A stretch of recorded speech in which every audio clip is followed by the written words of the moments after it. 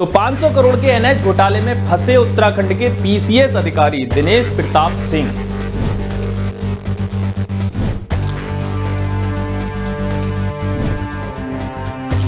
कई दस्तावेजों में खुली घोटालों की परतें, टेंशन में पीसीएस अधिकारी।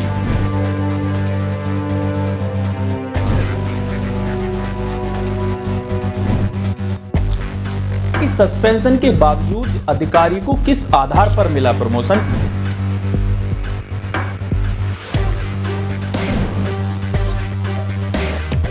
नमस्कार, आप देख रहे हैं डेली 24 भारत। मैं हूं दीपक शर्मा और आज मैं एक ऐसा किस्सा लेकर आया हूं जिसने करप्शन की सब जड़ों को इस तरीके से खंगाल दिया कि लगातार वो अधिकारी पहले सस्पेंड भी होता है और जेल भी जाता है। यानी कि इतना बड़ा करप्शन करता है, इतना बड़ा घोटाले में शामिल होता है कि एनएच का सबसे बड़ा घोटाला था। और बात कर रहा हूं मैं उत्तराखंड के ऊधम सिंह नगर की। तो 500 करोड़ के एनएच घोटाले में फंसे उत्तराखंड के पीसीएस अधिकारी दिनेश प्रताप सिंह के ठिकानों पर ईडी ने ताबड़तोड़ छापा मारा है। मामला क्या था कि मामला था ये 2017 में एक एनएच यानी कि बहुचर्चित एनएच घोटाला था। जी हां, उत्तराखंड का बहुचर्चित एनएच घोटाला में ईडी ने यूपी और दिल्ली सहित तमाम उत्तराखंड के समेत 9 जगहों पर एक साथ छापेमारी करी थी। बरेली से लेकर देहरादून, काशीपुर तक फैले इन ठिकानों पर ईडी की टीमें गुरुवार तड़के ही पहुंचती हैं और छापेमारी शुरू कर देती हैं। कई दस्तावेजों में खुली घोटालों की परतें, टेंशन में पीसीएस अधिकारी। बरेली के इंटरनेशनल सिटी स्थित आलीशान घर पर जब ईडी की टीम पहुंची तो घर क्या होता है कि बंद पड़ा होता है, यानी कि उसमें कोई रहता ही नहीं। तमाम ऐसे घर हैं उनके, वो घर खाली पड़ा है। टीम ने जब ताला तोड़कर भीतर घुसती है, यानी कि ताला तोड़ देती है, भीतर घुसती है, लॉकर, दस्तावेज, तमाम तरीके के जो भी दस्तावेज उन्हें मिलते होंगे वो ले जाते हैं। और तमाम जो विश्वसनीय सूत्र हैं, लगातार वहां पे जो लोग मौजूद थे या कुछ ऐसा पता चल रहा है कि कई अहम दस्तावेज उनको और भी मिले हैं जिनमें घोटाले की परतें अब और खुलेंगी। जो मामला लगातार 2017 से 2024 तक दबा हुआ था, यानी 7 साल तक दबा पड़ा, उस मामले में ईडी की दोबारा एंट्री हो जाती है, यानी कि ईडी फिर से चालू हो जाती है। मामला क्या था कि 2017 में भूमि अधिग्रहण घोटाले में पीसीएस अधिकारी कई सारे सस्पेंड हुए थे, पीसीएस अधिकारी थे। आपको बता दें कि दिनेश प्रताप सिंह वही अफसर हैं जो वर्ष 2017 में घोटाले को जो उजागर हुए थे, यानी कि जो घोटाला हुआ था उसमें उजागर में इनका नाम खुला था। ऊधम सिंह नगर के विशेष भूमि अधिग्रहण घोटाले में सस्पेंड भी हुए और करीब 1.5 साल तक जेल में भी रहे थे। मगर सेटिंग के उस्ताद, यानी कि सेटिंग बाज कहा जाता है इस अफसर के लिए, सेटिंग का उस्ताद माने जाने वाला ये अधिकारी जमानत के बाद अपनी सस्पेंशन खत्म करवा लेता है और पोस्टिंग भी पा लेता है। सस्पेंशन भी खत्म होता है, जांच चलती रहती है और पोस्टिंग भी पा लेता है और इवन प्रमोशन भी मिल जाता है इस अधिकारी को। फिर ये सवाल सबसे बड़ा है कि सस्पेंशन के बावजूद अधिकारी को किस आधार पर मिला प्रमोशन। ये चीजें हमने जानना, हर किसी के मन में उत्सुकता रहती है। जब ये चीजें हुई तो ये 7 साल तक जब मामला दबा रहा तो किसी ने एक गोपनीय जानकारी दी, हमारे चैनल को पता चला, हमारे चैनल की इन्वेस्टिगेशन टीम को पता चला कि ये अधिकारी इस तरीके से, ये वही अधिकारी है जो आज प्रमोशन पे पाया हुआ। तो हमारी इन्वेस्टिगेशन टीम ने इस घोटाले की सच जानने के लिए इसमें पड़ताल शुरू करी और फिर डॉक्यूमेंट यानी कि आरटीआई के माध्यम से कई बिंदुओं पर जानकारी मांगी। जैसे कि दिनेश प्रताप सिंह के खिलाफ कितने मामले, यानी कि आपराधिक इतिहास क्या है, ये भी जानकारी मांगी और उनके परिवार की संपत्तियों में पिछले वर्षों में कितना इजाफा हुआ है और सरकारी नौकरी के दौरान उन्होंने कितनी चल अचल संपत्ति खरीदी और आखिरकार जेल और सस्पेंशन के बावजूद भी उन्हें प्रमोशन किस आधार पर मिला।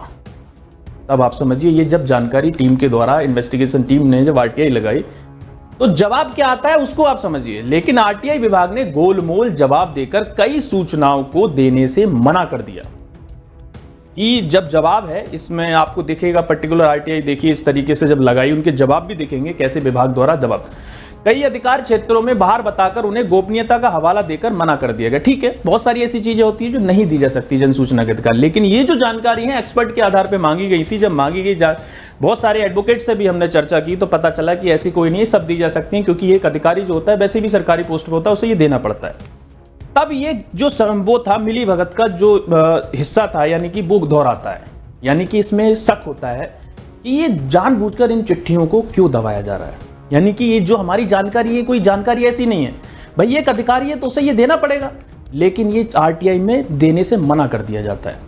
तब ये संदेह और गहराता है फिर प्रतीत होता है कि ये मिली भगत का हिस्सा है।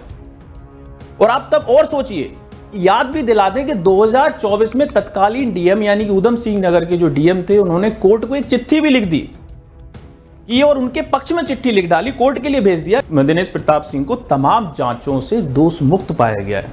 ये जो खबर थी, तमाम लोकल न्यूज़पेपर, बहुत सारे प्रतिष्ठित अखबारों में भी ये खबर छपी थी कि उनको दोष मुक्त कर दिया गया, उनके खिलाफ केस बंद कर दिया गया। हालांकि हल्द्वानी की न्यायाधीश ने इस चिट्ठी पर फटकार भी लगाई, किसको? ऊधम सिंह नगर के डीएम को, और साफ साफ कहा था कि ये डीएम के अधिकार के क्षेत्र में ही नहीं आता कि कोई भी मामला की, जब आपके क्षेत्र में अधिकार में ही नहीं आता तो आप चिट्ठी कैसे लिख सकते हैं? तो जब चिट्ठी नहीं लिख सकते तो ये मामला कैसे जांच रुक सकती है?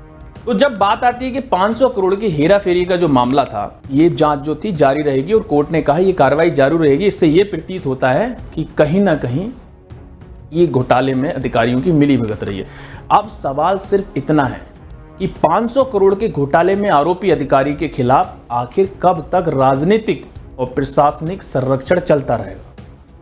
सूत्र बताते हैं और भी ऐसे मामले हैं, लेकिन मैं एक जानकारी आपको और भी दे दूं कि जब ये आरटीआई तहत पे ये जब लगाई जा रही थी जानकारी, जब हमारे इन्वेस्टिगेशन टीम द्वारा मांगी जा रही थी, तो उसी अधिकारी जब लगातार उस पर प्रेशर जा रहा था उस अधिकारी के ऊपर, तो उसको समझ में आया, उसने हल्के में लेके अपनी सेटिंग, वो तो सेटिंग उस्ताद रहा है, तो उसने ये भी कहा किसी से कि ऐसे मीडिया वाले और ऐसे आरटीआई वाले कितने घूमते रहते हैं, जब मैं इतने 7 साल तक ये मामला दबा रहा तो अब क्या होगा? तो सूत्रों के अनुसार जो है कि दिनेश प्रताप सिंह की जो पत्नी है वो भी राजनीति में सक्रिय हैं और 2022 में कांग्रेस के टिकट से विधानसभा के मैदान में उतर चुकी हैं, यानी चुनाव भी लड़ चुकी हैं।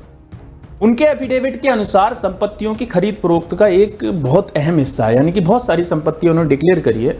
तो जाहिर सी बात है, हालांकि वो एक एडवोकेट हैं, तो जाहिर सी बात है जब एडवोकेट है तो उन्होंने प्रॉपर वे में एक एडवोकेट यानी कि पेपरबाजी करी होगी, अच्छी बात है। लेकिन जो एफिडेविट में दी गई संपत्तियों को, कई ऐसे चीज़ें हैं जो संपत्तियां जो दी हैं उनकी भी जांच होनी चाहिए। कई दस्तावेजों में खुली घोटालों की परतें, टेंशन में है पीसीएस अधिकारी।